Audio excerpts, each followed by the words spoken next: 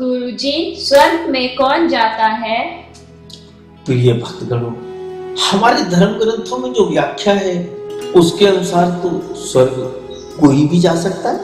कोई भी पुण्य कर्म करने वाला व्यक्ति स्वर्ग में जाने का अधिकारी होता है, और जहां उसके पुण्य फल खत्म हो जाते हैं तो उसको वापस वहां से निकाल दिया जाता है। मैं आपको एक वरदान याद दिलाता हूं।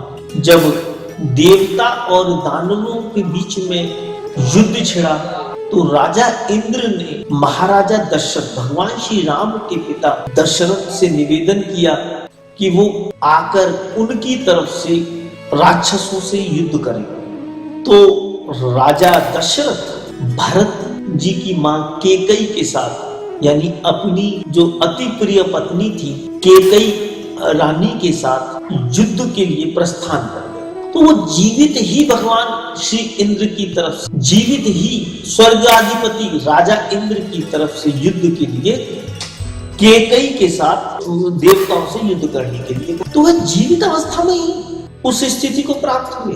और जब उस युद्ध के अंतिम निर्णय के फलस्वरूप जब देवताओं की युद्ध में विजय हुई, तब राजा इंद्र ने, स्वर्ग के जो राजा इंद्र थे, उन्होंने दशरथ को, पर भगवान श्री राम के पिता राजा दशरथ को अतिथि सम्मान के साथ, पूरे मान सम्मान के साथ स्वर्ग से विदा किया।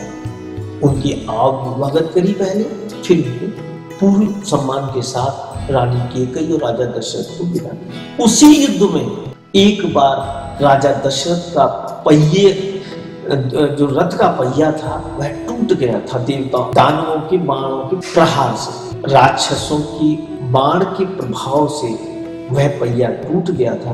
तब माता केकई ने उस रथ को गिरने से बचाने के लिए अपने कंधे का सहारा उस रथ के को प्रदान किया, और इस प्रकार से उन्होंने राजा दशरथ की युद्ध में रक्षा की थी। उसी के फलस्वरूप राजा दशरथ ने उनको वरदान दिया था। उसी वरदान के फलस्वरूप बाद में केकई ने भगवान श्री राम के लिए पहले वरदान से उनके लिए 14 वर्ष का भगवान श्री राम के लिए वनवास मांगा था, और दूसरे वरदान से भरत के लिए राजगद्दी मांगी थी।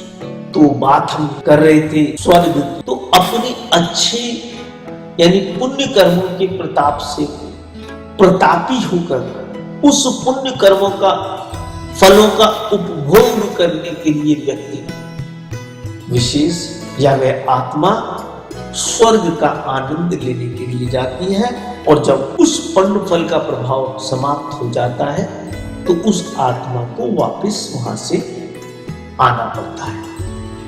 जय श्री देव। क्या आप अपने प्यार को मैरिज में कन्वर्ट करना चाहते हैं? क्या आप अपने लवर से शादी करना चाहते हैं?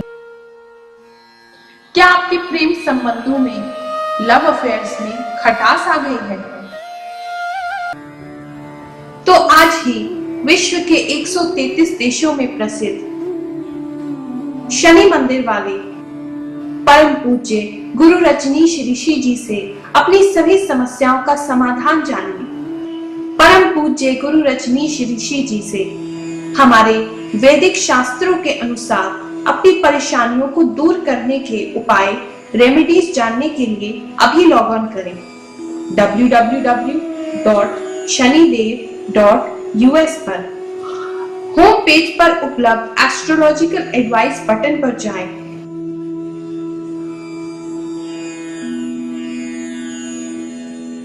अपनी प्रॉब्लम सिलेक्ट करें। प्रॉब्लम पेज पर जाकर नीचे दिए गए फॉर्म में अपनी बर्थ की डिटेल्स यानी date of birth, time of birth, place of birth भरें। फेस रीडिंग के लिए अपनी फेस का एक फोटो भी लगाएं और हमें भेज दें। गुरुजी आपकी बर्थ डिटेल्स का एनालिसिस करेंगे। अच्छी तरह से अध्ययन करने के बाद गुरुजी आपको सूट करने वाले उपाय, रेमेडीज ईमेल द्वारा 48 घंटों के भीतर भेजेंगे। अपने ईमेल आईडी पर गुरुजी द्वारा दिए जाने वाली रेमेडीज प्राप्त करने के बाद आप उन्हें अच्छी तरह से पढ़ें, समझें। यदि फिर भी आपके मन में कोई संदेह हो या आप गुरुजी से कुछ और डिस्कस करना चाहते हैं तो आप हमारे फोन नंबर 011-450-51710 पर गुरुजी से संपर्क कर सकते हैं। गुरुजी से चमत्कारी उपाय या रेमेडीज जानने की फीस केवल ₹1200 या $24 है, जो कि गुरुजी द्वारा किए जाने वाले विभिन्न सामाजिक कार्य जैसे कि शनि आश्रम निर्माण, मंदिर निर्माण, गौशाला, महायज्ञ, लंगर इत्यादि में प्रयोग किया जाता है। ध्यान रखिए, परम पूज्य गुरु रजनीश ऋषि जी अपने लिए कोई फीस नहीं लेते। हिंदुस्तान में रेमेडीज जानने के लिए आप भगवान शनिदेव के इस कॉर्पोरेशन बैंक अकाउंट में ऑनलाइन ट्रांसफर कर सकते हैं अथवा अपने बैंक से या पास के किसी भी बैंक से RTGS, NEFT ट्रांसफर कर सकते हैं। आप मनी ऑर्डर का भी प्रयोग कर सकते हैं। और जो भक्त इंडिया से बाहर विदेश में है, वह हमारी वेबसाइट www.shanidev.us पर अपने क्रेडिट कार्ड, डेबिट कार्ड का प्रयोग पेपैल के द्वारा कर सकते हैं। पूरे विश्व में लाखों लोग गुरुजी से उपाय जानकर अपने जीवन को सुखी बना रहे हैं।